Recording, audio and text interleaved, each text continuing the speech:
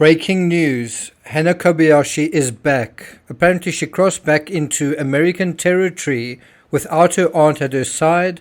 Instead she had a lawyer at the ready.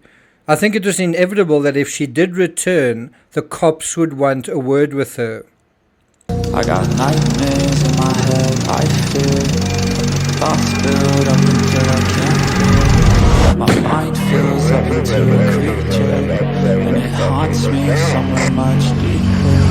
I got nightmares in my head, I fear. Hello and welcome to True Crime Rocket Science, the most authentic voice in true crime. Reports are just coming in that Kobayashi, 31, crossed the Mexico border into California over the weekend, and she was then questioned by US officials who asked if she was okay. Now, clearly the officials who spoke to her weren't the LAPD, and I'm pretty sure they are going to want to talk to her as well. Very likely this is also a jurisdictional thing, because if Hannah got involved in a marriage scam in Hawaii, then I'm guessing the authorities there would have an interest and jurisdiction in this matter. Before we get to the rest of this episode, if you haven't subscribed to the channel, please do. A big warm welcome to the many of you who have subscribed, especially those of you in Honolulu. If you're finding this analysis worthwhile, please like, share, leave a comment. You can also hit the thanks button, and let's get started. So the question is, with almost a week to go before Christmas, will Hannah be heading to Hawaii next, New York, or somewhere else? What do you guys think? Unfortunately, we have no new photos of Hannah. I do expect as she integrates back into society, she'll return to selfie mode on her Instagram, and she'll probably want to take control of her own narrative. A lot of people have been saying things about her, saying things on her behalf, and perhaps she wants to speak for herself. What we do know based on the latest reports are that Hannah appeared to be healthy as she met with her lawyer at the border before leaving with him. Her family was not there to meet her. That's according to TMZ.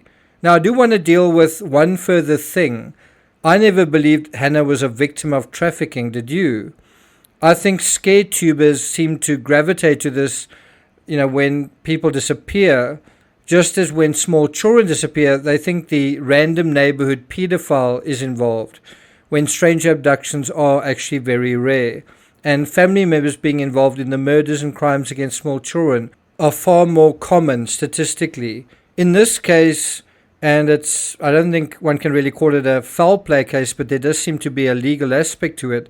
It does involve people familiar with each other, some very familiar with each other, including Hannah and her ex. Now, according to the Daily Mail, the LAPD has said they don't believe Hannah was a victim of trafficking or foul play, and they don't believe she was involved in criminal activity. But it's interesting that her attorney, and not her family, was there to greet her when she got back from Mexico. Indeed, if Hannah wasn't involved in criminal activity, why did she need to have a lawyer with her? Or is this a case where we need to read between the lines, that the LAPD don't believe Hannah was involved in criminal activity in the state of California? Now, I'm not going to take it further than that. I do have another analysis waiting for you guys. It is the number 7 clue we all missed. What do you think it was? Also, and this is just my opinion, when I heard that Hannah had said she's not coming back, I must say I thought it's actually just a matter of time. I did think that it would just take a matter of time for her heart to soften with regard to everything that's happening.